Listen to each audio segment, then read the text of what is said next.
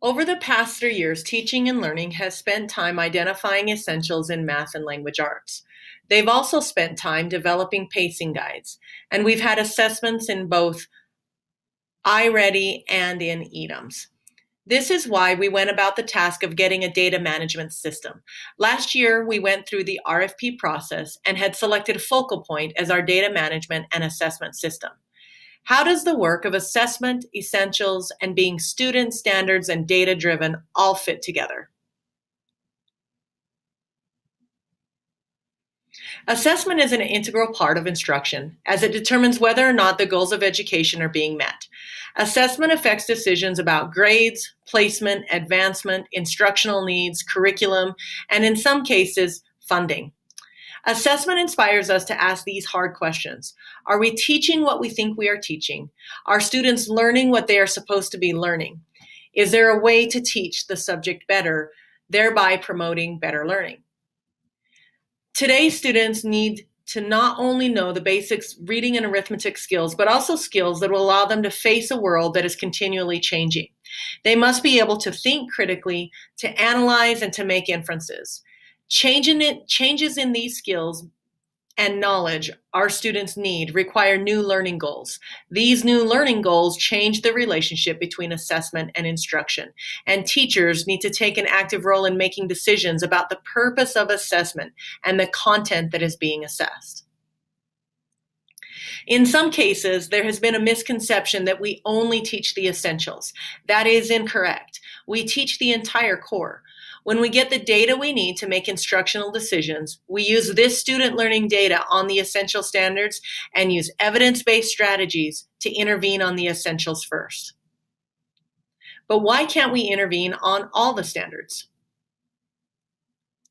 Over the years of establishing essentials, there has been some confusion over why we have them.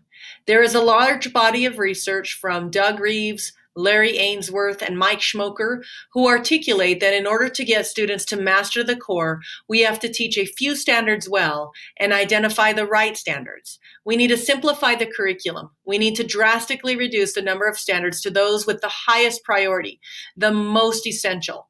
A focus on those high priority standards not only optimizes essential learning, it also ensures good test scores on any state or national assessment. Make no mistake, however, we still teach the entire core, but we make sure kids master these priority standards, these essentials.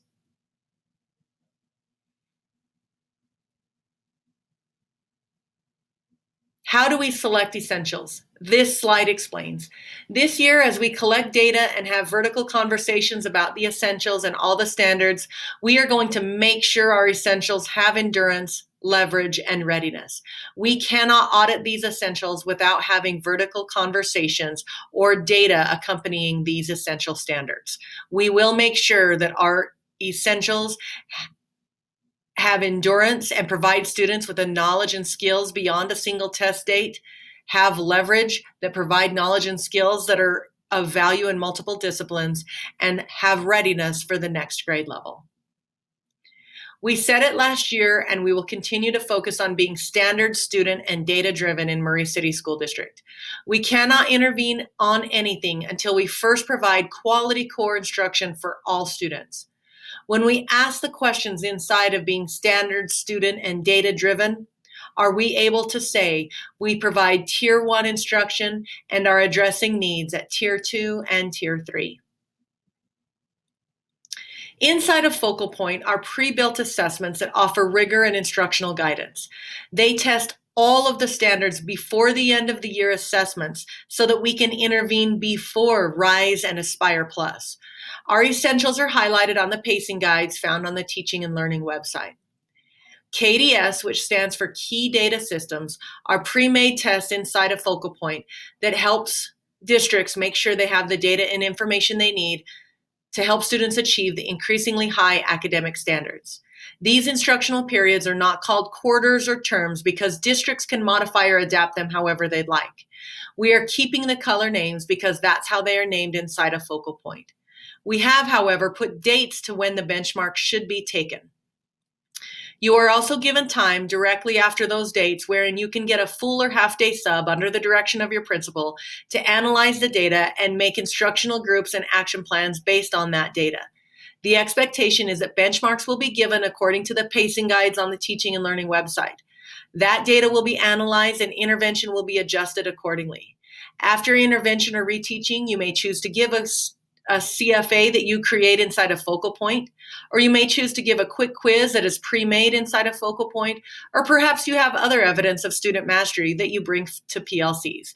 Either way, this is a continual process each instructional period. We analyze the data by student, by standard, by item. Sound familiar? Student, standards, and data-driven. But what if my students aren't ready or I didn't teach it yet? It's okay. It's called formative for a reason. It's used to inform your instruction. And that is a wide variety of methods that teachers use to conduct in-process evaluations of student comprehension and learning needs.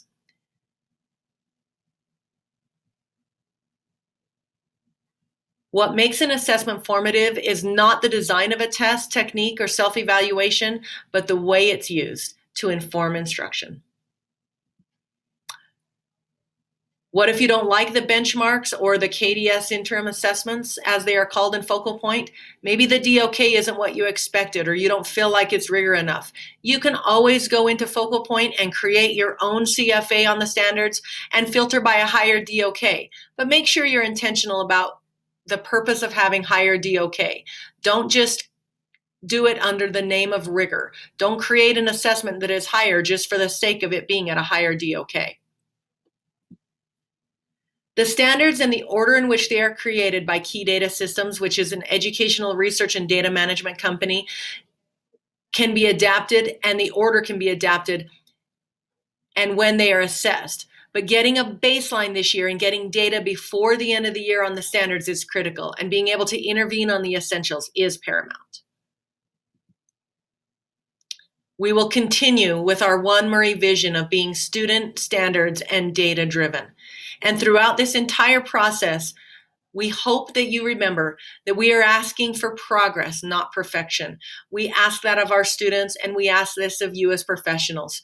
This is an ongoing process, and we are getting better and better at this as we go along, because we are all learning, and we are Murray, and we are going to arrive at this together.